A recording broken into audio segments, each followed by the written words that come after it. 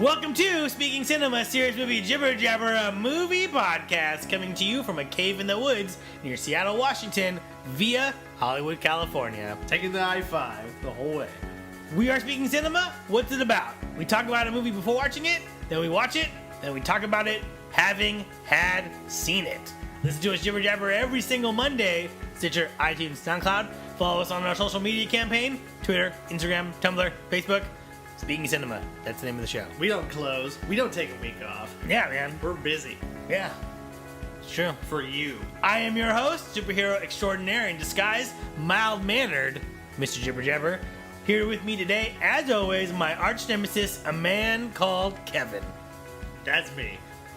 Not all heroes are super. This time on the Jibber Jabber, it's all fun and games until everyone gets hurt. Chronicle from the year 2012. Written by Max Landis. Directed by Josh Trank. Starring Dane DeHaan. Starring Alex Russell. Starring Michael B. Jordan. Brought to us today by Davis Entertainment and Dune Entertainment. Distribution 20th Century Fox. If you're not familiar, whilst attending a party, three high school friends gain superpowers after making an incredible discovery underground. Soon, they find their lives spinning out of control and their bond tested as they embrace their darker sides. That's from IMDb. Thanks, IMDb. Max Landis, the son of legendary director John Landis. And Josh Trank, whose dad is a documentary filmmaker whose name I can't remember. See, I didn't even know that. So. Should I look that up? Learn something. No. So, bit of background on the movie Chronicle on the agenda today. Josh Trank told Empire Mag that the idea for the movie was Columbine with superpowers from the perspective of the kids, a la Bowling for Columbine. Akira, Carrie, and The Fury were the primary influences. Kev, what do you think about those movies? All interesting takes on adolescence. Supernatural takes on growing up. I have not seen The Fury, and I do like Carrie and Akira, episode 3. Check it out, motherfuckers. We covered Akira. God damn it. We've got 2 hours of our thoughts on Akira. So, yeah, but interesting basis, right? For a live action movie. Yeah, totally. Yeah. As the story goes, according to Trank, he was on Kevin Smith's Fat Man on Batman podcast promoting the Fantastic Four, and they had a 4-part podcast, and, you know, they went through all of Josh Trank's life, and naturally part of his life was making this movie. So, according to Trank, via Kevin Smith's podcast, he and Max Landis were frenemies in high school for the short time when they were both in the same school. Then Landis went away to like a boarding school. And then, you know, Josh Trank was doing stuff in Hollywood. He made the short film, Someone Stabbed at Leia's 22nd Birthday. Have you seen this? I have not seen that. I'm not going to spoil it for you, but check it out. It's Someone stabbed what? And hold on. So we're back. We just jumped over to YouTube and searched it out. I didn't realize this was a very short film at a minute and 25 seconds. A minute and 25 seconds, and the official title is Stabbing at Leia's 22nd Birthday. It is, and fuck it. If you haven't watched it, pause it right now and watch it. And if you can't, what it is a short film that is designed to look like footage from a party captured on like maybe a high 8 camera from back in the day, party footage, and then people have a lightsaber battle and someone gets stabbed, and then the cops show up, and the cops are obviously stormtroopers. So, Kev, what'd you think of this? You know, for what I imagine was almost zero budget, had some good lightsaber effects, had a full stormtrooper costume, did a good job capturing a fantasy element and a just party chaos element. I thought that it was married in a way it didn't feel forced. Interesting. You know? So yeah, I thought it was, you know, good first step. I mean, good enough to get Josh Trank a fucking movie career, because this was one of his claims to fame. That's, you know, that is impressive. If some Fox executive watched it and said, give that kid some money. Some Disney executive watched it too, and initially offered him that Rogue One movie, I believe? Or what? Well, this was after Chronicle. He was offered one of the Star Wars spin-off films, and then Fantastic Four happened, and then he got... Right, and he got taken off. But do we know which one it was? It's the one that's not in production. Okay. Right. It's... Because Rogue One was always Gareth Edwards. This Han Solo one was Phil Lord and Miller. And then this one that they haven't announced what the story is was supposed to be his, and then that got delayed. And we'll save all of this for the next Star Wars Jibber Jabber, but back to this point. This was his calling card. He worked on the 2007 Spike drama The Kill Point as writer, director, and editor, and he edited the 2009 film Big Fan starring Patton Oswalt. Oh, yeah. So those three things were his claim to fame. So that, that was his... Big Fan is an interesting film. That was worth a watch. Yeah, and he edited that. So, again, back on track. According to Trank, he had done these three things. He was making a video. He wanted some feedback. He looked on Facebook and he's like, who do I know in LA who could give me feedback, And he saw Max Landis, who had at that point sold some stuff and was, kind of starting to build his resume. According to Trank, he hadn't seen him in 7 or 8 years and he wanted tough notes from Landis, so he invited him over. Landis watched the video, then they got to talking. Trank pitched Max on the 3 acts, basically, of Chronicle, of the story. Max instantly, started to add to it and change it and be like, you should, instead of this, do this. And they talked about it. Apparently, they talked about it for 2 months. Then Max wrote the first draft in 1 month. Then there were a second draft, and they sold that draft. It's a quick turnaround. Quick turnaround. And the script got on the blacklist. Yeah. Do I know what the blacklist is? Well, not everyone knows. Who do you think I am? Not everyone knows what the blacklist is.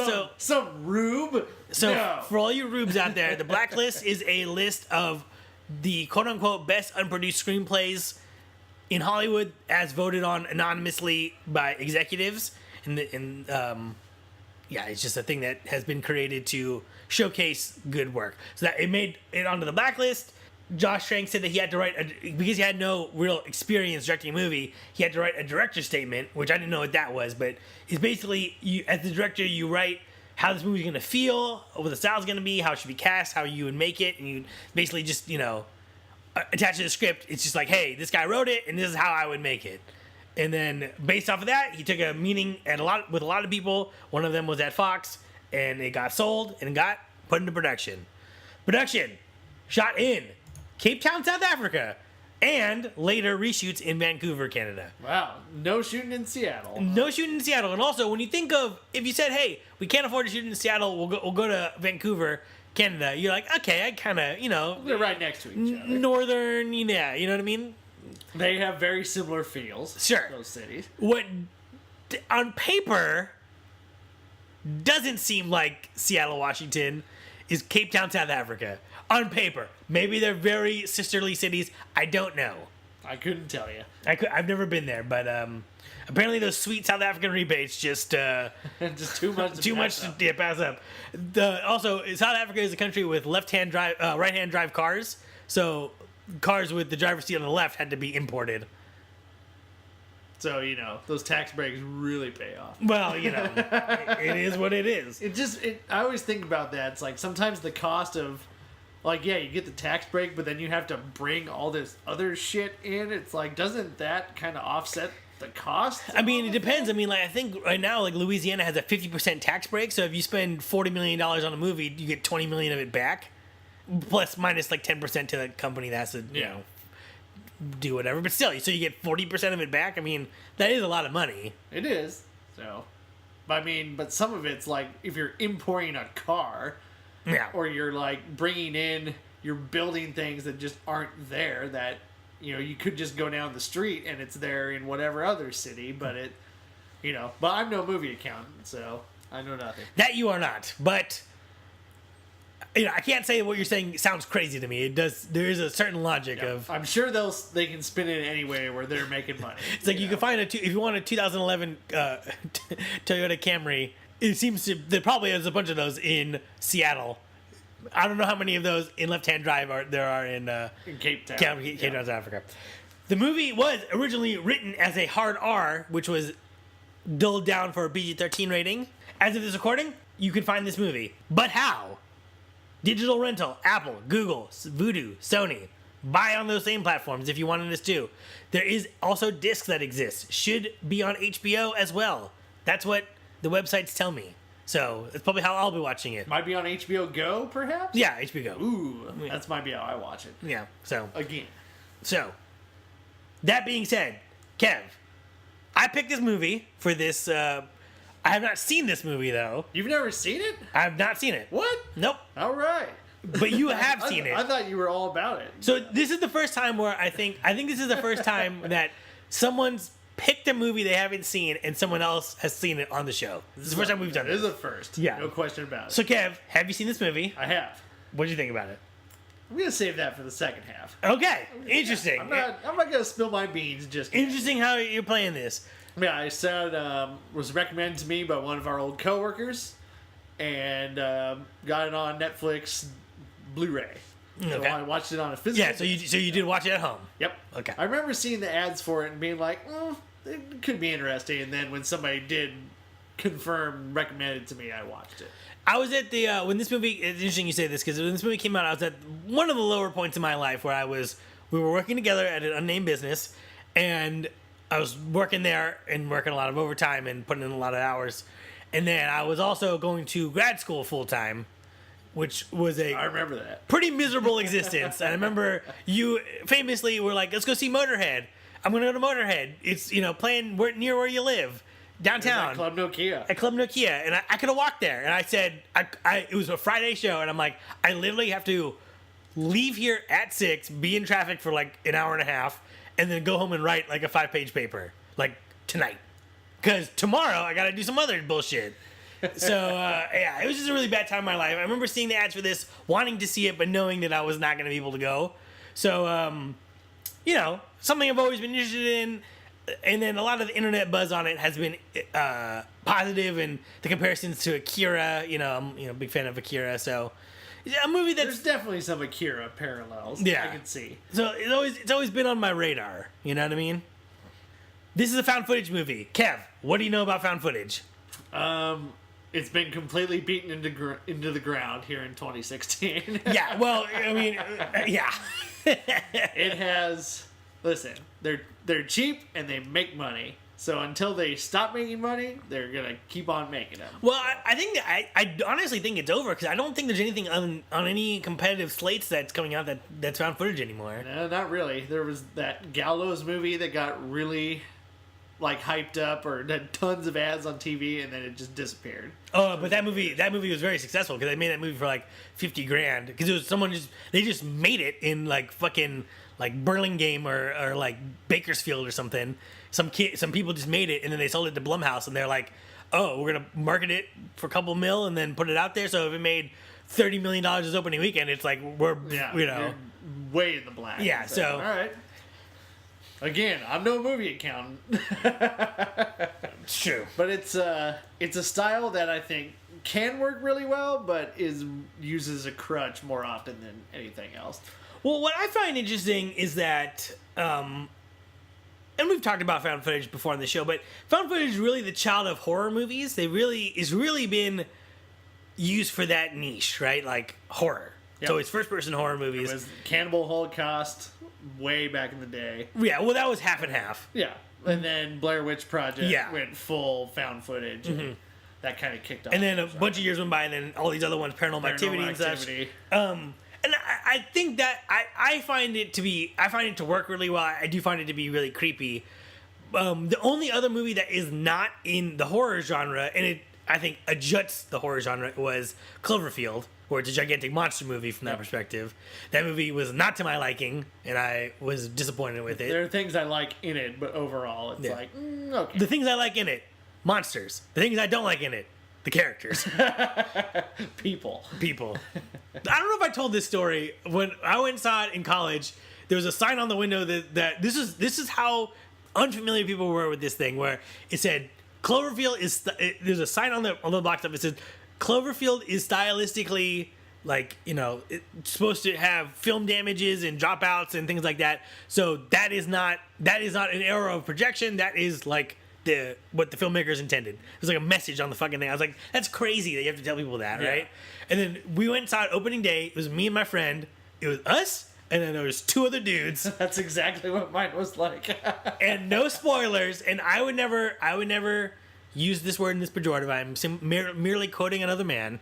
And I'm not gonna spoil the ending. But when the ending's happening, there's a moment where you kind of see where it's gonna go, and then the guy was like, no, and then that played out, and then he said, And then, it was like, produced by J.J. Abrams or whatever, right? The credits came up. And he's like, what? No. Gay. And then he got up and he fucking walked out of there. And I could not stop laughing. Oh, that's funny. Yeah, so, not how I want to live my life with those thoughts in my head, but that one Northern California man's burden. That was Cloverfield. Too much. Too much for one guy. Where is he now? So I think it's interesting that they brought this to the superhero genre, which is a weird place, I think, for found footage to go, but an interesting place for found footage to go because superhero movies are always so staged and very big productions and big budgets, and this is an interesting take on superpowers shown on basically a cell phone. Right, and I feel like in terms of Hollywood trends, I mean, everyone basically made horror movies. Cloverfield was this and this, but there's a lot of things you could have done with various different kind of epic movies. You could have made a disaster movie that was all first person, where someone's recording something and and then an earthquake hits. What's that movie with The Rock that was in San Andreas? Like a San Andreas style thing, but that was all. You know what I mean? Like I feel like there was a lot of potential they could have done with it, and they never did anything like that. This is the only one. So I feel like it makes this movie unique. You know what I mean? Yeah, true. Nobody's ever tried it before. Nope, I'm not. Are you familiar with Max Landis? And does that help or hurt the movie? A little bit. I've heard of his writing. Off the top of my head, I can't think of any other scripts he's done. But I've Victor heard Frankenstein. the with James McAvoy. Yeah. And that. Okay. All right. Of course, I know of his dad, John Landis, very very famous director. So yeah, I mean, this doesn't help or hurt it by any means, but it gives it some cred. It's like the Landis name means something, so right. It's he's been around people that know what they're doing, so he should probably have some semblance of knowing what he's doing too. I will say that I'm a fan of Max Landis. I've heard him on a bunch of podcasts. Like he was on this podcast called Bizarre States, which is about like ghost stories and things. He told a ghost story. He was on the X-Files files. I think he was on the Indoor Kids with Emily Kumail. So I'm a fan of his like social media work, I guess, podcast work. Kind of a gadfly, just kind of flies around. Yeah. Different podcasts. And he puts out YouTube videos, which I'm a fan of. There's one of people slapping each other, and he's like, what happens if you slap someone without being angry? And people end up kind of laughing, and that was very interesting. And also he made one about, it's called Wrestling Isn't Wrestling, and it's about how wrestling is everything in the world except for actually wrestling. Is it now? Well, he was saying like there's two things called wrestling: pro wrestling and amateur wrestling. Amateur wrestling is what real wrestling is. Professional wrestling is Shakespearean, comedy, acting, theater, movies, TV, farce, parody, drama, violence, everything except for actually wrestling. And he goes into this whole thing and talks about Triple H, which I really loved. I thought that was great. I do follow him on Twitter, and sometimes it's like, dude, I gotta take a break from this shit. Like, is this your job? Just sit around and tweet? And I think sometimes, I think he's being honest, but sometimes he says stuff that pisses people off in a way that, if he didn't like the Star Wars movie, which is totally fine, right? Who cares? But he was like, the Rey character is a Mary Sue. Are you familiar with this term? I just learned about it, and it's just another one of those 21st century terms that I'm just like, I roll my eyes at. It's just kind of like, we try to categorize everything, right? And it's kind of like a thing of like we're not gonna get into this, but it's just like he'll do this thing where it's like there's a nitpick he has with something that blows up into something bigger, and it's just like. And then there's a million think pieces about it. Right. And then it's like, they show up on my sports websites, and I'm like, get the fuck out. And my movie websites. And it's just like, we're making big deals out of weird things. And it's like, I don't know, there's fault to be blamed all around, including me. So I'm a fan of his. Sometimes I think, he goes a little bit, he tries to upset people sometimes. Or no, he doesn't try to upset people, but he is not afraid to, which ends up making a lot of like, I don't know. Put a lot of noise in the air. Yeah. You know what I mean? From other people, from him defending himself. And sometimes I don't like that. But overall, I think he's a good guy. He seems to be a good writer. Seems to be interesting, makes interesting things. I like it. Kind of a new, and also kind of represents, I feel like, a new way of like what what people who make media are gonna do, where it's like you write screenplays and he makes YouTube videos. You know what I mean? Yeah. And those things aren't like, it's not a weird. It's like the things he makes YouTube videos about are YouTube videos. The things he makes movies about are movies, and they're both things you can make, which I like. Now, are you familiar with Josh Trank? And does that help or hurt the movie? I mean, when this came out, I always look to see who directs everything, you know? Yeah. I looked up to see who directed Dirty Grandpa. It's like, I'm just... Who? I forget his name. But he's been... he's been around for a bit. Okay. His name, I can't pull off the top of my head. Anyways, Also, have you changed your mind about Dirty Grandpa? I'll go see a matinee. Why not? It's a deal. Yeah, so when I first heard about this, I was like, Josh Trank. I have no idea who that is. And then kind of read a lot of the same things we just talked about a little earlier. And I was like, yeah, it's a fresh young talent making an interesting movie. You know, I'm curious. We'll see what happens. And then when they announced him for Fantastic Four, I was like, okay, this could be interesting. And then I heard about how much of an asshole he was on during the Fantastic Four shoot. So it's like maybe he got too big too fast. Maybe he rose a little too far. Right. Well, there's this thing that people talk about, like him and Colin Trevorrow have an interesting parallel, where they're two guys who made relatively small movies.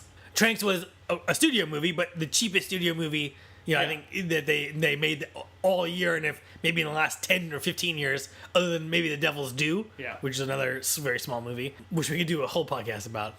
Well, let's not.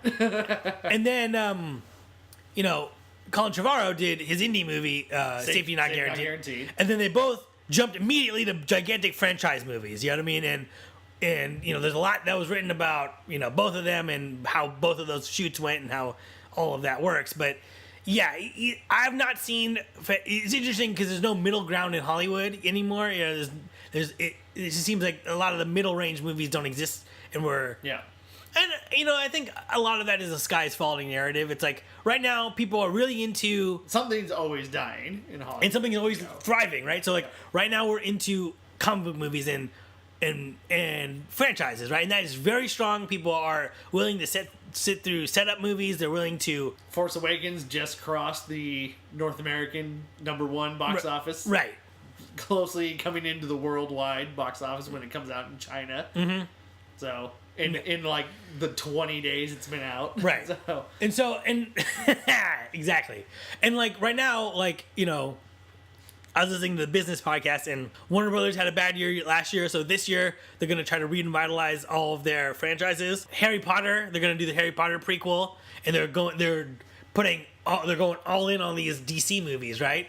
And you know, like, I'm personally a fan of the Marvel movies. I think you're not as much as a fan as I am. I mean, I enjoy them. They're getting a little... Somebody needs to kick them in the ass. Sure. Civil War might be the one to do it. Right. And so, you know, right now we're really into these franchises, and we're really into these, like, you know, legacy sequels, and really into properties, you know? And eventually, that's going to wane, and I think the reaction to that will be a lot of original shit. And, you know... We'll see where it all goes. Well, there's a lot of the Oscar buzz is going to really original stuff. Right. Well, the Oscar always goes to really original stuff, doesn't it? It depends. Oh, and adaptations of things, too. Adaptations, but you've got, like, Carol. I guess that's a book. Yeah. Spotlight. That actually happened. My argument is moot. Trumbo. So, I've not seen any of his stuff. Not seen Chronicle. I've not seen... the Fantastic Four. Yeah, I've not seen his show on Spike. I have seen his short. So I really haven't.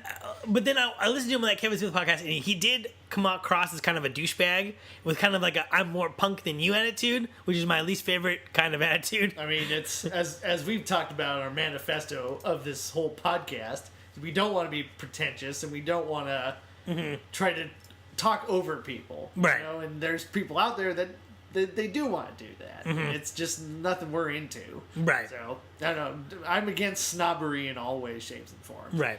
I think that's a very good way to put it. And at the same time, though, I do feel bad because it seems like he is in director's jail right now, where, you know, his movie failed. And for, you know, there's a million theories on whose fault that is and isn't. And, you know, we weren't there, so all we have is the gossip, right? Like, people say I remember... it was coming out within a few months, and I'm like, I know nothing about this movie. Mm-hmm. And, like, a trailer hasn't even come out, and, like, not even a promo photo has come out. I'm like, that kind of seems like a weird sign. Right. And then stuff kind of slowly started coming out.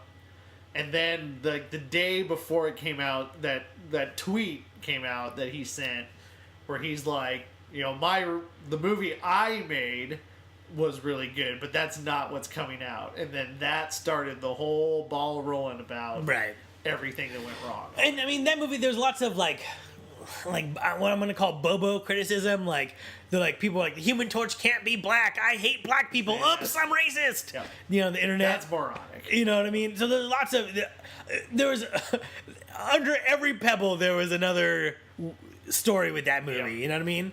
So it's a weird thing. I think it's really, it's interesting. What do you make of that tweet? It's, sometimes it's like when Tiger Woods got caught with his thing. That started because he wrecked his car, and then it gets people thinking, well, what actually happened? And then somebody actually starts digging on it, and then they find all this dirt. Right. It's amazing that, and again, I heard nothing about it, and to me, that's always a sign of trouble. It means the studio doesn't really want anybody to know it's coming out. Right. What was weird was that at one point, they had announced a sequel. Yeah, they announced a sequel after all this shit went down. Yeah.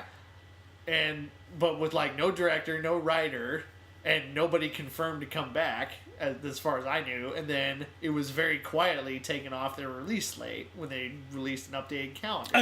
And that story, Slash Film, Hollywood Reporter, Deadline, fucking Variety, everyone reported on that. You know what I mean? That was like, huh? What? Like, things get removed from release schedules all the time, right? Like, Weinstein Company, Paramount, everyone, the bigs, the smalls, everything in the middle. But that fucking that was its own headline. It's like, it was one of those things where the story gets out of control, right? Where now it's like, things happen a lot in a lot of different spaces in Hollywood, and no one cares unless they do. And this is one of those things where then there was also kind of a little bit of smoke when there was the Star Wars Celebration. Mm-hmm. And, J.J. Abrams was there, obviously. Gareth Edwards was there promoting Rogue One. And Josh Trank was supposed to be there, supposedly to announce the movie that he was working on, because they never even said what it was. And then all of a sudden he's like, oh, I can't be there. And then that kind of makes people think. And then not too long after that, it was like a mutual agreement to part ways. But then you go a little deeper, and it's like he probably got fired. Well, that's what all of the your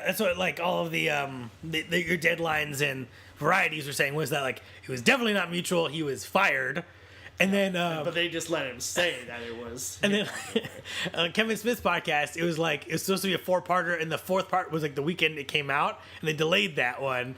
And then Kevin was like, he's like, he didn't do well, and blah blah blah. And he's like. And Josh, he's like, I was texting with him, and he's like, maybe, like, it's just a different time when I still had Star Wars. And basically he made it seem like it wasn't a mutual thing. It was like he got fired. Yeah. So Kev Smith, loose lips, homie, loose lips. Ooh, but, it is what it is. So, well, go ahead. I know. But, Fantastic Four, we're never going to watch that movie. We're here to watch Chronicle. I don't know about never. I'm morbidly curious. Morbidly curious, huh? I even thought about going to see it in theaters. Wow, you are a man who gets morbidly curious about these things. You also tried to sell me on going to see Aloha. Because it's like a train wreck, apparently. Yeah. Emma Stone's Asian. I'm like, don't you want to see that fucking terror part? Listen, homie. She's so pretty, she can be whatever she wants to be. That's true. Redheaded Asian. She's Irish Asian. I believe it. Yep. It's out. Hey, this is 21st century. 21st century, man. I don't know. It can make sense. Apparently it didn't. All right. So now that I'm exhausted, do we have anything you want to add before we get into this? I'm intrigued to watch this again and see how I feel. I'm intrigued to watch it for the first time. And I don't want to... And, we talked about it because it's fun and we're obsessed with movies and we talked about all the controversies and things, but I don't want that to paint my picture of the movie. I want the movie to stand on its own. Yeah. So in some ways, I think I had fun with this conversation, but I'm going to try to take some time to like not think about that kind of stuff and just try to go in this movie and just see it for what it is. Remember, this is a first-time filmmaker. Right, you know. This is a guy making his first real movie with a real budget. Right. With real actors and real people. And a lot of, and I think, you know, like, we talked about how it all went wrong with the Fantastic Four, but like, a lot of people have made bad, big studio movies, right? Yeah. You know what I mean? And like, I've always bounced. it sucks that it was his second movie, and a lot of people are like, he doesn't have enough runway to really prove himself. And that, I mean, I guess I'm taking a sympathetic view of him, right? That he is someone who deserves my sympathy. But I am, and you know, it's like, what if Quentin Tarantino made Jackie Brown second? You know, would he be the same director? You know what I mean? Like, you know what I'm saying? Yep, it's all. I mean, you know, we talk about Colin Trevorrow. Jurassic World made billions of dollars, and he got hired to make a Star Wars movie. Right. You know, it's like their careers just kind of went opposite directions. But I am curious to see how Josh Trank comes back from it. And yeah, he does need to be out of the spotlight for a little bit, because his name just, it is poison, whether it's deserved or not. Like you said, he's in director jail right now. Let him recollect himself and get himself back. I guess I just feel bad for dudes. I don't want to see anybody fail unless he is a genuine prick and committed like human rights violations or something. Right. It's, you know, the guy probably deserves a second chance. Right. I would guess. And I think one of the saddest stories is when you grab the brass ring, right? Because most people are on the outside, right? And then you get on the inside, and then you get to the top of the inside, and you grab that brass ring, and it seems like he grabbed it, and then he tried to get his other hand on it, and then he slipped. Yep. And, you know, we don't know if he's going to be able to jump back up and grab it again, or if he's just going to roll down that hill. But we'll see. I'm interested to see. But Yeah. until then, we're going to watch Chronicle. let's do some Chronicle. Here we go. And we're back. We're back. Chronicle. How'd you watch it? Got the Blu-ray from Netflix. Blu-ray? How I watched it the first time I saw it. The Blu-ray from Netflix. Same Blu-ray. Came back to It probably was the same. If you love something, let it go. I saw it also on Blu-ray, also from the library. Yeah, I'm gonna have to start going to the library more. Listen, Some movies. lots of movies at the library, guys. We gotta watch those late fees. Late fees. Yeah, you gotta turn it in on time. Unless you gotta hook up. Anyways, I watched the theatrical cut.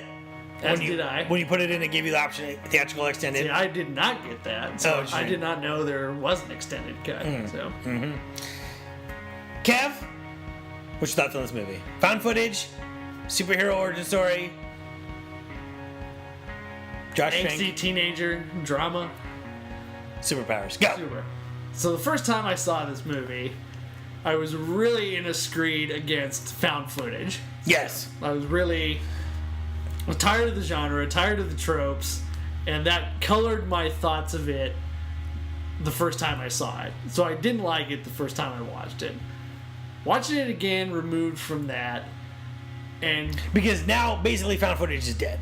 it's been replaced with the ghost story, like Conjuring, and that genre just doesn't, and I do think it's a genre, just doesn't really, it's not around anymore. It's not making money. Yeah.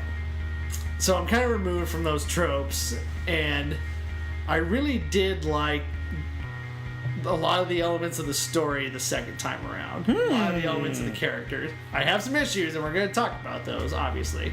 So I still have some issues with it, and we're going to talk about that, obviously. But I did find it much more enjoyable this time around, where I'm not just so against, like, oh, you're just doing found footage stuff. Meh.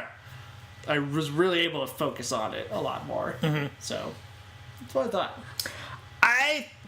Overall, I think it's a solid movie. It's in its own universe, and it's a little bit dry at times, but other times it's very deep, and I think it does try to explore something. You know what I mean?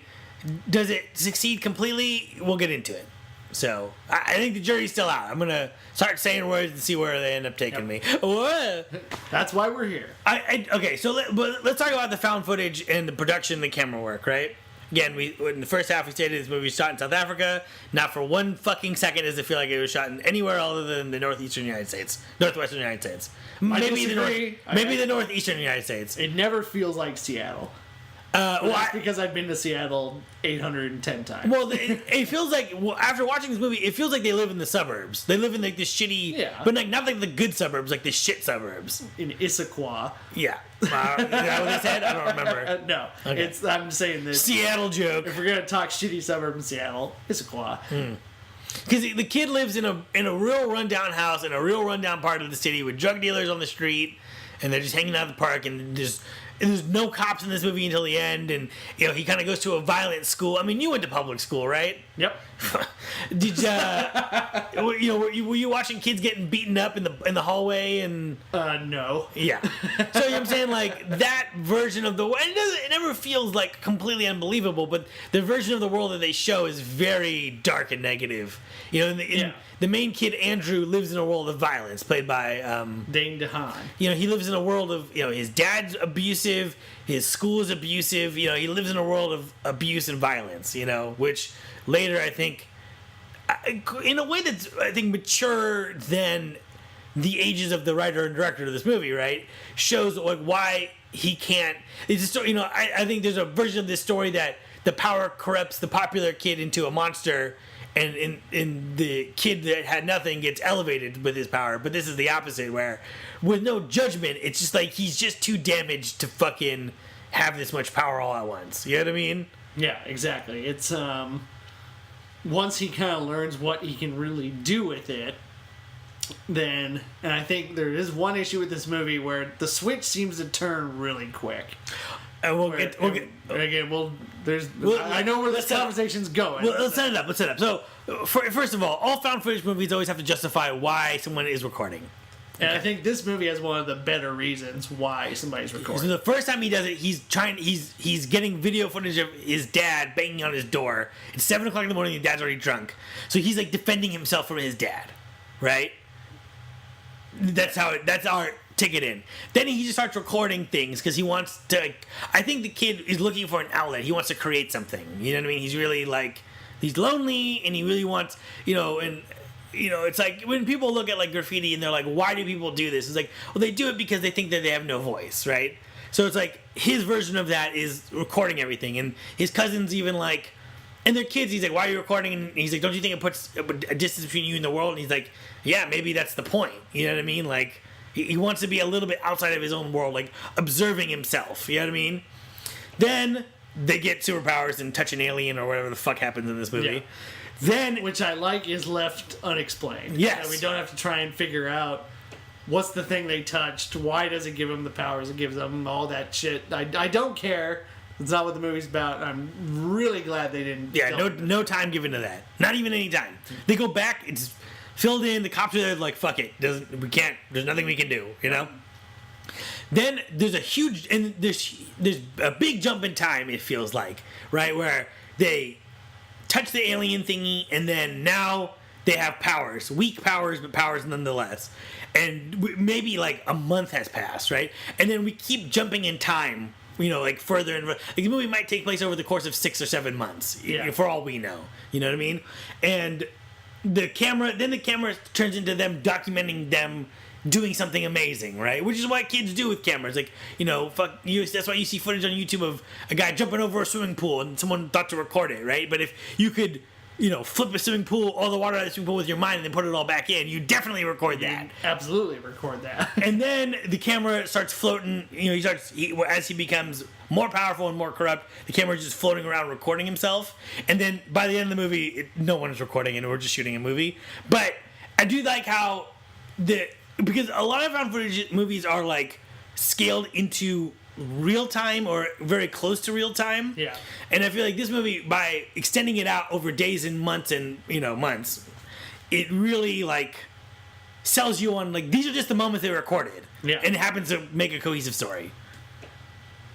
That's a good point. I think they get into a trap though. They establish it early where they're only ever going to do found footage, and that's when Casey has her camera, and we see perspective in that. Yes, it's like intercut between 2 cameras. But they kind of dig themselves into a hole when they get to the last confrontation, where it's like, we can't just show this from one camera, we need a bunch. But then you get that really goofy moment where he takes all the phones out of people in the Space Needle, and then it makes this perfect orb so that they can get any angle that they want. And I think it's like when a poem has a rhyme scheme that's kind of arbitrary, and then they really dig themselves into a hole and they have to like rhyme and then hate with intimate. You know, it's they get into that. And I think this movie falls into that hole with the found footage, but they almost make it to the end. Getting away with it. Well, but there's a cheat earlier than that, which is they're in the cave, they lose the camera, and they talk about how they have a new camera, and then when they go back to the cave, they're like, well, I guess we'll never get your camera back. So we've seen footage on a camera that is presumably buried. That's true. So think about that. It's only ever from the footage, which is a total cheat, right?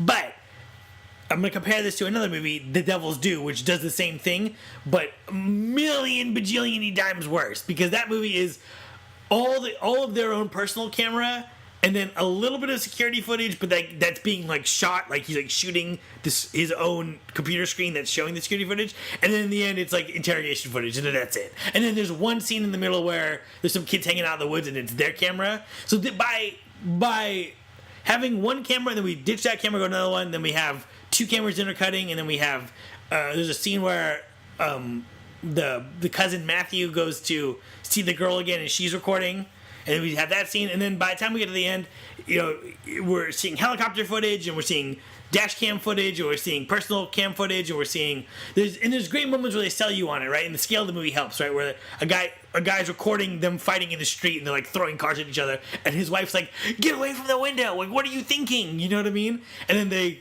bounce up through the bottom of his apartment and up in, you know, through the building. Yeah. And then he's like, "Are you right? Are you right?" And they drop the camera and run out. And so by the time you get to the end, yeah, no one's recording. This is just a fucking movie at this point. But it's okay. You know what I mean? Because it's just they've built up and built up and built up, and now we're just emotionally in the story. It doesn't even matter anymore.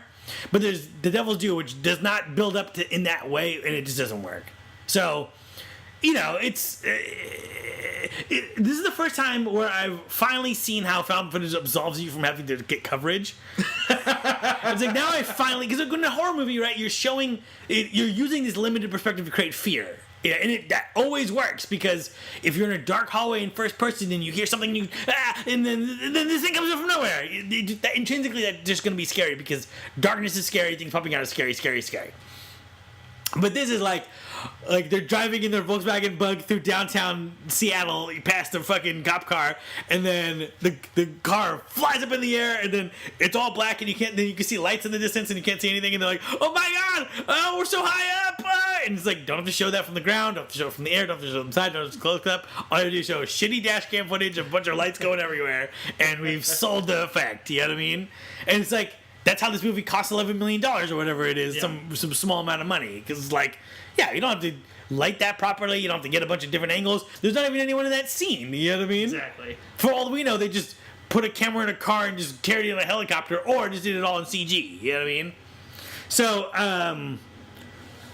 and I think they do get, I've talked about this a little bit, but they do get inventive with how they use the first person footage when the bully steals his camera and he's like, "Oh, you want it back?" And he drops it on the floor and he kicks it and it slides. You know, I think that's a very evocative shot, and I think that, you know, there's lots of interesting stuff in that, you know.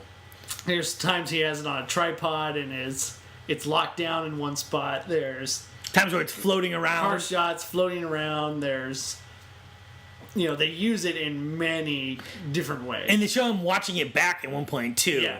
Which I thought was really interesting. So it's like, it shows that he's recording himself doing things, and then he wants to see himself do it. Yeah. The character Andrew, Dane DeHaan. Which I thought was very cool, where he wants to see himself be powerful. And there's times where he's talking to the camera, he's explaining that he thinks that he's become the apex predator of the human race, and how that's important, you know, that he's so strong. He crushes a car. Yep. Bam.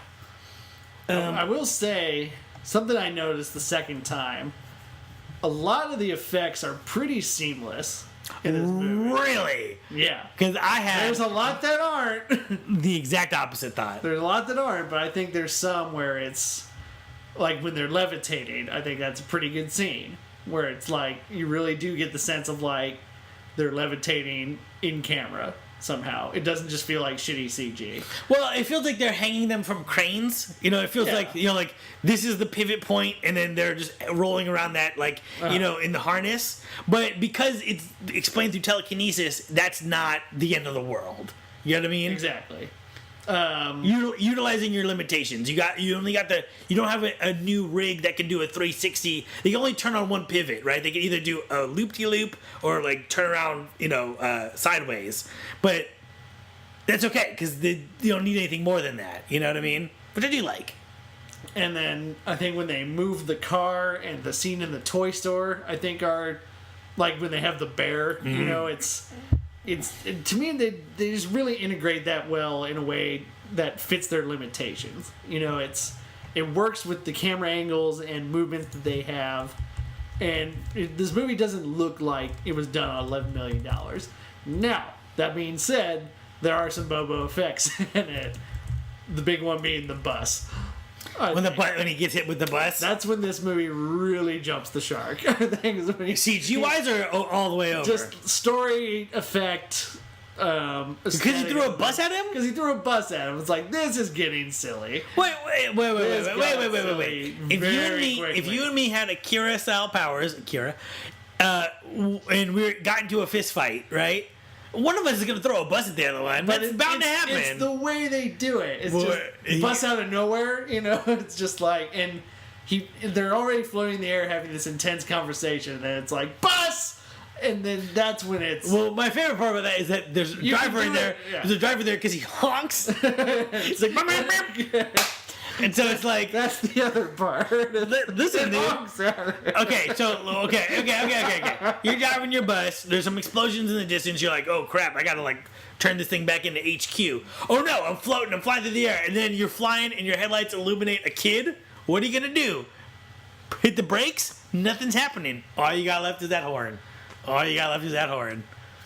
See, I think if you're on the ground, you throw a bus, but it's just the way they do it where that's the big surprise in that scene is like, here comes a bus! It's just, to me, it's like this movie has officially fucked up. Do you think that, you said jump the shark. It started with the phones and the shit in like a perfect orb just so that they can have multiple angles in this one conversation. It starts there. And then when the bus comes, I'm like, I'm out. I'm done. So you're saying this movie jumps the shark and is ruined after that? I think so. Wow. Yes. It's just because of a bus. It's not just the bus. It's the way they do it. It's the context of how it comes in, and then it's that final fight. You get kind of the cool moment where he spears him with the statue. Yeah. And then he flies to Tibet, and then that is some Bobo CG right there with Tibet in the background. That is a blue screen nightmare. And it's... Why do we have him wear a blue jacket? No! Yeah, that's like... Again, there are some effects that I think are just really seamless and some that stand out like a sore thumb. I see. I think when they were flying... I think most of the CG in this movie to me doesn't really... there's a lot of CG in something like The Avengers, right, where all the bad guys are robots who are all CG, and I was fine with those, right, but like the first scene where there's CG in this movie appears to be when they're throwing a baseball at each other and trying to stop it with their mind, and then when he stops it with his mind, it's like clearly that is not there, to me. I'm like, that is, baseball looks like it cut and paste and it's just floating in front of him. And I feel like when the 747 almost hits them, every time they're flying in the sky, it doesn't look real. It looks like a video game. Yeah. So I would say all of the CG in this movie looks pretty. I mean, when they're playing with the Legos, that looks good. But a lot of it I think when they move the car, it looks pretty good too. Yeah, that looks good. That car really feels like it has some weight. Yeah. And I'm like 99% sure that's CGI. And then when they broke the spider up, which we'll get to in more detail in a minute, that looked like CG. To me, it all looked like CG, and not particularly well done CG. But that being said, it never ruined it. I accepted it. Was like, listen, this baseball looks fake as fuck, but I accepted it. And then when they're flying around, it looks fake as fuck, and this 747 looks fake as fuck. But I'm like, you know what? I don't care. I'm in this movie. The acting is good. The story is good. I'm feeling it. You know what I mean? It never ruined it for me. So, getting away from the CG, I do... So the seat... Go ahead. CG. The acting is quite good in this film. Yes. And the reason why I say that, they feel like teenagers. And I think it's a combination of of good acting and good writing. Yes. Like credit and good direction. The holy trinity of good acting, right? Is the actors, the direction, and the writing. Because I think that they do a lot to make it believable. You know, Michael B. Jordan feels like a popular guy that you would want to like. You know what I mean? Where he's not perfect. You know, he sometimes he's looking at girls' asses. You know, sometimes he's talking about his girlfriend, like, 'cause he's using his powers to, like, get her off. Yeah. And it's like kind of gross, but like he's still charming enough that it's like funny. You know what I mean? And it's nothing that no teenager has ever talked about. Right. Before, And he's like, yeah, exactly. You know what I mean? The moment that really stuck out for me is when they first go into the hole. And Andrew goes, dude, you're my ride home. It's like, that is just such a teenager thing to worry about. Right. It's like, if you die, how am I going to get home? Yeah. You know, it's those moments. And he's like, I can't breathe in here. And it's like, come on, don't be fucking. You can breathe in here. Don't be such a fucking baby. And then, you know, you got him singing in the car. And which is, if someone put a camera on you, you would either get really upset, or you might be doing something. If you're probably a teenager, you're gonna do something goofy. Which is another thing that this movie gets well, is people get upset when a camera is on them. Right. Or they don't care. Or they don't care. Right. Yeah. It's like, so the girl's like, I'm shooting for my blog, and after a certain point, all of the dudes accept that, like, this is their thing to record. It's like, it'd be like skateboarding or doing BMX stuff or making a movie or, you know, telling jokes or making vines or making YouTube videos, right? They're like, every time we use our powers, we gotta be recording it, you know? Yep. But for people who don't know them, they're like, don't fucking record me. And the people at the party and people at school are like, hey, this is weird. I don't like it. You know what I mean? I mean, it's, as someone who went out and made a lot of student films, there's people who just get really edgy as soon as the camera shows up. You know, they don't want to be on film. Right. And they act, the way they portray it in the movie is the way a lot of people yelled at me for using a camera in public. Mm-hmm. So it's to be fair, you were trying to get your own Girls Gone Wild shoot-off brand going, so you know, Kevo's babies do naughty things, just wasn't catchy. I think the word babies is why it didn't really work. Yeah, and like, you know, there's a good scene where when they're fucking around the toy store and the guy's like, I'm gonna try to get the gum out of this dude's mouth, and he actually slams his head against the thing and they all start running, and Michael B. Jordan is laughing and he's like, why are we running?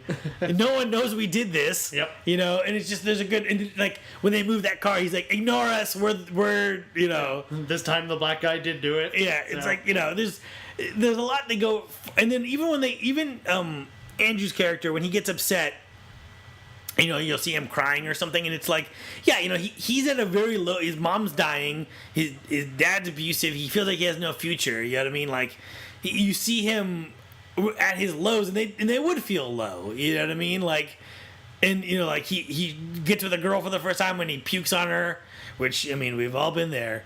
But he's you know, he feels very low after that. You know what I mean? And it feels real. You know, it's like. Yeah. He's been anticipating this for his whole life, and then he messes it up. It's like, you know, you would be upset. And then when Michael B. Jordan dies, which, by the way, did not see that coming. Because you think that he's going to turn into Mr. Hero, but you know, when he's like, we're best friends, and he's like, you didn't even know me before this, and that's such a teenage thing to say, like, well, you weren't always there, so it doesn't count. Yeah. And he's like, we hang out every day. What are you talking about? You know what I mean? And it's just like. I like that, how he's like you only cared after he got powers, right? But that's his whole thing. But he's like, I met you that night. Since the day I met you, we've been best friends. You know what I mean? Like, what are you talking about? And you know, it's the two sides of an irrational argument. You know what I mean? It's just like, you know, it's total teenage shit, but portrayed in a way that feels very real. Exactly, and that's a big strength in this film. What I also think is interesting is that I guess his name is Michael Jordan. His name is Michael Jordan, not related to Michael Jordan, though. Michael Jordan, he wants to use the powers to have fun. Andrew wants to use the powers for control and, like, for power. Yeah. And Matt has no ideas and no nothing. He just, like, oh, I don't know. Yeah, it's three very different ways to do it, and again, in a way that feels very grounded and very real. The way, you know, if you're a budding teenager, you know, a popular kid is just gonna want to have fun with these things. You know, we've got this. Let's go fuck around at the toy store and fuck with people's cars. Andrew's at a point where he's not really comfortable with it, but he rolls along with it, but knows that he could do so much more, and it might be the answer to his problems. Right. He does it in about the worst way possible, which is start killing people and robbing people. Well, as he starts to, the first time he tries to fuck with a dude driving, and it's left ambiguous, but you think that he's just annoyed and he overdoes it, right? Where he accidentally makes the guy crash his car into a river, right? And almost dies, right? And then they make the rules like no using your powers on people, no using them in public, no using them, whatever, right? And then he starts to. The first one's a critical one. No using your powers on anything that's living. So the first time we see him do that is he picks up a spider and then he breaks it into pieces. And I think that scene's supposed to be a lot more maniacal than it is, but because it's a spider and bugs are gross, like you would listen, homie. Not everyone does this. If I see a spider, that thing's fucking dead. DED, dead. You know what I mean? So like, yeah, he killed it in a way that was like. Not that he's manipulating it and not good. Yeah. But it's this fucking spider. It's a bug. If that same scene was done with like a rat, I think you would have. I think everyone would have been off board with this character right away, right? Yeah. So it's interesting how his spiral down is not. It's not a big jump, right? He kills a spider. Spiders are gross. Deserve that death. I'm anti-spider. Then he fights back against his dad, and he tells him, like, I could crush you if I wanted to, and he beats the shit out of him. But fuck his dad. We have no sympathy for his dad. His dad deserves an ass whooping, right? Yeah. Like, I believe I read somewhere there's a deleted scene or a revised scene where when he's in the hospital and he like blows the thing up, takes his dad. He was gonna do that to his dad. Yeah, was like split him up, and I think it was too gory. Yeah, for what they wanted. So he just tosses him to his death. But he gets saved by Matthew. So, but that's the first time where we start to he beats up the drug dealers, right? And that scene is done powers wise, I think, very well. Yeah. But he kind of it looks like he kills them. There's like blood smears on the ground. Definitely kills at least one of them. Yeah, and he robs them, but he's doing it for money for his mom. So again, and these are not great guys because they're drug dealers, right? But he shouldn't have done it. That's the first time where we're like, this is way too far, right? And then he goes in and he tries to rob the gas station, and he goes in and he slams the dude right away. And it's like we know that he has the power enough that he could have just held him at bay while he took all the cash. You know what I mean? Yeah. So now he's like really abusing just people, just random people, right? So by the time we get to the ending when he starts to tear shit up, he's fully gone over to the dark side, right? Where before it's like desperate actions of a desperate man. He's trying to save his mother by buying her medication, and he's stealing from people. And maybe he overdoes it, and we don't know. Maybe he feels bad about it. We don't know. You know what I mean? But like he gets to the point where he's just doing the wrong thing. And I like how that is slowly kind of built up to. Yeah. Yeah, I think good writing. When I watched it again, the first time I watched it, it feels very abrupt. Like all of a sudden he's just this maniacal kid. But I think watching it again, kind of sitting here talking about it again, you do see that slow progression of him getting more and more desperate. And more realizing, like, I could actually do something when he's never really been able. He's been kind of helpless this entire film. Right. Up until he realizes his powers. And I guess the first really violent thing... And it's a lot more subtle. It's not like there's one moment where it's like he was good and now he's bad. Right. Because even when he killed Adonis Creed, it's like, we don't know. Did he throw that lightning bolt? You know what I mean? Like, was it... He was acting irresponsibly? Is it his fault? We don't really know. You know what I mean? He won't talk to anyone about it. It's just interesting.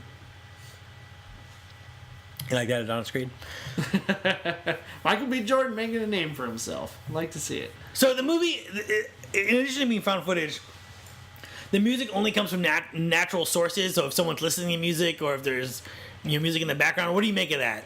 I mean, it's keeping with the aesthetic, mostly. Mm-hmm. I think a diegetic score... Is diegetic? Is that... When it's just noises and things? Yeah, like... if you had like a Hans Zimmer score, it would seem really out of place. Right. This movie needs a foot in reality to really sell what the story is doing. and to throw in just random music that was written for it doesn't do anything. The music should be the sounds around them and what the camera's getting, and yeah, to me that makes a lot of sense to completely get rid of any kind of score. Yeah, I think so too. Just some well-placed ABBA. I think it's ABBA. ABBA.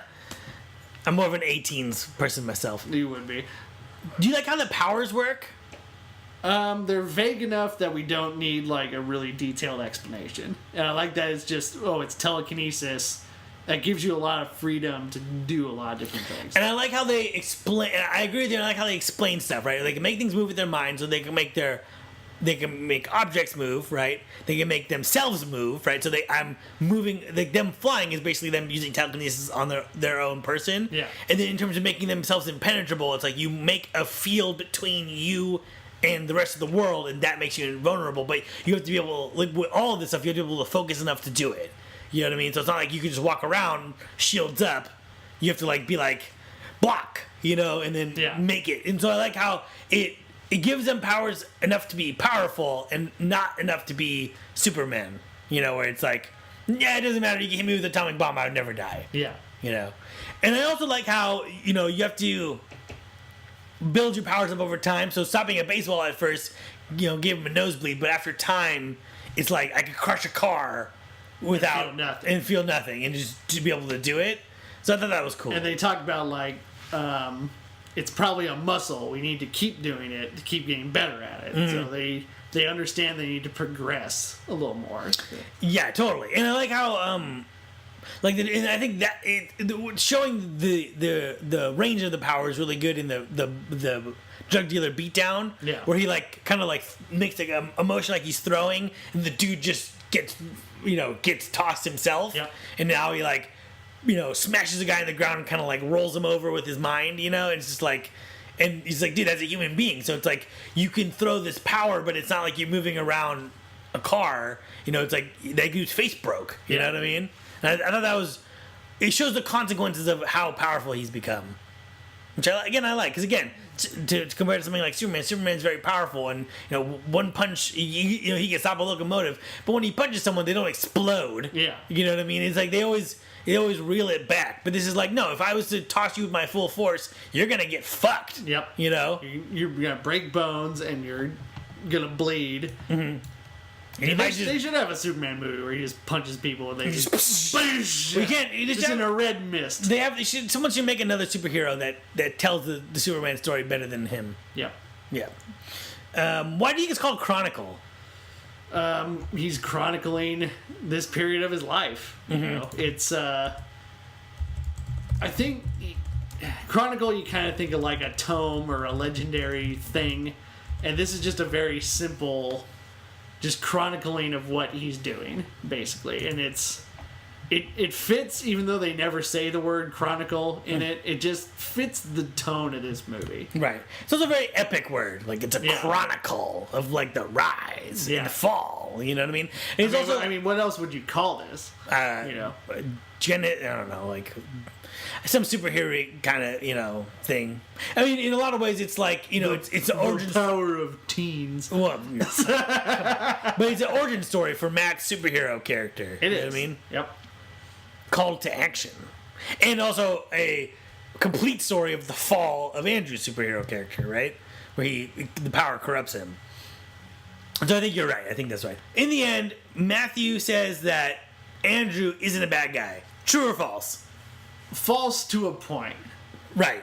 He does things with good intentions. He does want to save his mom. Mm-hmm. But he does it with no sense of his consequences, which kind of feeds into him being a teenager, but also feeds into him just not being very smart. Right. I think. He's a tragic hero where I think he's been beaten down by life too much, you know what I mean? And he's really gone through some dark shit where, he's I don't know. It seems like he just went down a dark path and with his home life, and there's no coming back from that. You know what I mean? Where he was abused, and his mom's dying, and it's just he he lost faith in the world. You know what I mean? He's just like, I need to be the apex predator. Not like, it's interesting, right? Because if you got godlike powers, right, you could view yourself in a couple of different ways, right? The enslaver of the world, the apex predator of the world, the savior of the world, or just another guy in the world, right? There's probably a million other ones too. But he thinks that, I need to, my predation is on my fellow man, who's now below me, not even my fellow man. Yeah. Whereas, like, a hero would say, like, I am the savior of the city or whatever, and then probably the most interesting one would be like, no, I'm just a regular guy, but I'll do what's right. So that's an interesting thing. So I think that he turns into a bad guy, but he didn't start a bad guy. He was created into a bad person through circumstance. You know what I mean? It's his origin. Yeah. Basically. That could be another title for this movie. Origin? Yeah, I think. But then it implies sequels. Which we don't need. Matthew in Tibet flying around. So it's interesting that I watched the movie with Emily, and afterwards we were talking about it, and she's like, I would never have thought of this as a superhero movie if you didn't keep saying it's a superhero origin. Which I thought was interesting. Yeah, it's kind of like Unbreakable. Yeah. It's a secret superhero movie, but it has every trope of a superhero movie. It's just nobody's in spandex. Yep. They're in jeans. Jeans and some late 90s shitty t-shirts. Yep. And they're in Bobo, Seattle. Everyone's in Bobo, Seattle. It is not Seattle. But, like, if you've been to Seattle, that's not Seattle. I'll save that for nitpicks. Let's get into nitpicks. It's not Seattle. It's so obviously not Seattle. But it doesn't feel like South Africa either. It doesn't feel like South Africa, but it's obviously not Seattle. I go my whole life with no more talent shows than anything. In life, in media, just not a talent... it's called YouTube. Just put it up on there. You're talking to somebody who won their talent show. How'd you win the talent show? Just played my couple songs. A couple of songs? A couple songs on my guitar. How many songs? 2. Oh, 2 songs. Okay, that's okay. But what songs? I did Little Red Riding Hood by Sam the Sham and the Pharaohs. And then I had my own little song that I sang. What? Yeah. What grade was this? This was senior year. It was a senior talent show. Wow. That being said, that talent show scene feels like excessive padding. Yeah. And for a movie as short as this, there are some scenes that drag ass and don't need to be there. And that scene includes anything with Casey. Yeah. Didn't like that girl. No? She didn't do much. She was working real hard on that blog. I guess so. But she didn't factor a whole lot into the plot, I don't think. All right, that's my nitpick. There are no barns in Seattle. Again, not Seattle. We're really in a barn. Their barn party that they go to. Oh, but it's in the middle of nowhere. This is probably the middle of nowhere near Seattle, right? Not really. Not that I know of. No, fair enough. Whatever. I don't think there's barns. I'll believe you. I've only visited Seattle. No barns. Okay. Okay. That's about all I got. Okay. Picks. Moments of awesome. The movie's funny. Can I give you a pro tip? Leave the camera at home. Yep, exactly. David Bowie, great. Nice little bit in the soundtrack. R.I.P. Michael B. Jordan hears weird noises in the cave, and with a smile, he says, "How creepy is that?" I can relate. Exactly. It's like, you want to go explore that, right? And again, that's what a teenager would do. And the thing is, I feel like that's, like, even if you wouldn't do that, you know a guy who would. Oh, yeah. You know what I mean? You know a guy who's like, dude, this thing's super creepy, let's get in it. You know what I mean? It's like, come on. It's just, that's there. Just life's a risk, man. Just fucking do it. I know lots of those folks. I might have done that a few times. I would go in that cave. Man, with a rope. Caves, you gotta be properly equipped for a cave. You know what I mean? Like, let's not get the cart before the horse. Exactly. In the end, do you like this movie and does it work? I used to not like this movie. I like it a little more now. I have some issues with it, as I've discussed. I do think it works. It could be great with some tweaking. If maybe they had a little bigger budget, or maybe a little more time, or maybe if this wasn't his first movie, this was his second movie. Who knows? Although that second movie didn't turn out very well for Josh Trank. Well, there's a lot of stories on why. Yeah. But go ahead. I think there's the seeds there for something great. It is just good, I think, overall. But I do really like it. So So I've come around on it. I came into this thinking like, fuck, I gotta watch Chronicle again. God damn it. But everything apart from that ending, which I still don't like the ending, I do like what this movie is saying and doing. Why do you like the ending? Again, it gets so silly. And then the effects are bad. And then, again, they write themselves into a hole of the found footage thing where they really have to get desperate with how they're going to get these angles. I like how he's like playing dead like a fucking possum, and then he opens his eye, he looks around, he stands up real quick, and he just flies away. Exactly. Like, come on. The Tibet stuff is Bobo. But yeah, so I think the movie falls apart a bit in the third act. But everything up to it is pretty interesting. And it really does feel like what would happen if teenagers got powers and had no supervision watching them. You know, they don't have the old man who's like, don't be using your powers for no bad, son. I don't know why he's Louisianan, but he is. But he is. And then I think I do like this movie. I think it works. It's not a great movie, but it is a fun movie. I mean, you know, it's something you would watch, you know, like on TV or on Netflix or something. It's not in the canon of movies. It's not like an important movie. And it's probably something I would casually revisit. You know what I mean? But it's worth your time. It's a fun movie. It has something to say. It says it. It uses a film style that is people credit to a lot of laziness, the found footage kind of stuff, to laziness. And but this movie is me. Yeah, there are a lot of crutches they can take with it, and I think now that I'm more removed from that, I see that they really didn't use a lot of those shortcuts. They really used it in a way that made a lot of sense. And they really relied on the writing, right? Of like, we're going to jump time here. We're going to stay in this moment. We're going to go from this moment to the logical next thing that they've done. You know what I mean? They go from floating in the air 30 feet up in the air to flying through the sky at 30,000 feet. You know what I mean? It's like that juxtaposition, you know, it's like they figure out they can fly. So it's like all they're going to try to do is fly. And then once they get going, now they're taping it. You know what I mean? Yep. So, and this is not their maiden voyage. And ended up playing with a football at like 40,000 feet. You know what I mean? So it's just like, it's just an interesting use of that, of a subgenre that people don't really appreciate. I sure don't. Well, Jesus. It was milk dry. Do you have a crazy fan theory or a sequel pitch? Sequel pitch. Matthew stays in Tibet, stays in that part of the world, and tries to maybe use his powers for good. And then maybe comes across somebody else who touched the crystal and is using them for evil. But put it in a different setting. Let's keep it out of suburban America and let's go somewhere else with it. It's tough. How would a teenager who grew up in communist China use this power if he discovered it? You know. Would you keep it found footage? I think so. Just to keep, because it establishes at the end that Matthew takes his camera and is gonna go places with it. Although he does leave the camera behind in Tibet. So, but I think found footage works, and it'd be interesting to see from another character's point of view if they were the new Andrew, basically. You know, is it Chinese teenager, Taiwanese, kid from India? You know, how would they start using the camera and record their thing? You know, just get it cross-cultural going. It's interesting because, you know, Blair Witch famously found footage. Then Blair Witch 2 infamously not found footage, also terrible. Now, is the problem that they went from found footage to not found footage, or is the problem they went from good to bad?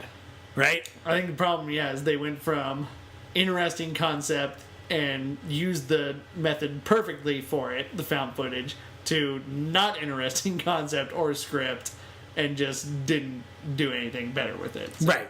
So then that script didn't inspire anything in anybody, except making that money. So as of this recording, there's a sequel to Cloverfield, or, you know, a tangential sequel. So there's Cloverfield, found footage, and then there's going to be a sequel called 10 Cloverfield Lane. Trailer just dropped this week on the internet. And that is not found footage, but it looks very evocative, very interesting, very creatively done, right? So it's like, It's interesting because I used to think like, oh no, you can't make a sequel to a movie that's found footage without being found footage. You know, like all those Paranormal Activities, they're all found footage. But maybe you can. Maybe it doesn't fucking matter. Maybe story is story. And that's when I first heard about it. I was like, ugh, Cloverfield sequel. Do we really need it? I was okay with Cloverfield, but again, it's like you can't. Isn't found footage dead? I thought we were through with this. And they're not doing that. And then that trailer, I watched it, and I was like, oh, wait a minute. They're doing something very interesting here. It's got John Goodman. He's good in everything. So I think my sequel would be not a sequel to this movie. It would just be the concept of making a movie about a guy who is like basically Superman, where he gets godlike powers. Maybe he's an alien, and maybe it's a similar, alien, and he's being raised. But as his powers go up, and as the world takes notice of him, his mother that took care of him gets sick, and she starts to die, and it's just kind of that exploring the idea as you become older, the generation behind you starts to die, and how that is both a good thing in terms of probably progressiveness and ideological differences, but also a sad thing because, that's your mom or your dad or whoever, uncle, aunt, grandpa. We can do whatever we want, right? That gives me an interesting thought. What if Matthew goes back, marries Casey, they have a kid, and then this kid discovers he has powers, and then it becomes the moral thing of like, you didn't tell me that you could ever do this, because Matthew doesn't really, he's of the thought that his powers should only be used if he absolutely needs them, right? He's just a dude who happens to have powers and has to use them in a desperate situation. Andrew's destroying the city. What if his kid finds out like powers are passed on to him, and then how does that a father-son duo with these powers, like what dynamic does that create? That could be an interesting sequel too. Yeah, maybe. But all in all, fuck a sequel to this movie. We don't need it. Yeah, we don't need it. Yeah. Just you asked, I delivered. Yeah, well, listen, that was the writing assignment. I passed. I'll give you your union minimum. This episode was written by me, Mr. Jibber Jabber. About time you wrote an episode. Listen, I'm very busy. Music by Jeff Russell. I am your host with your other host, Kev. For me, for Kev, for me, and Kev. See you next time. Up, and away. Excelsior!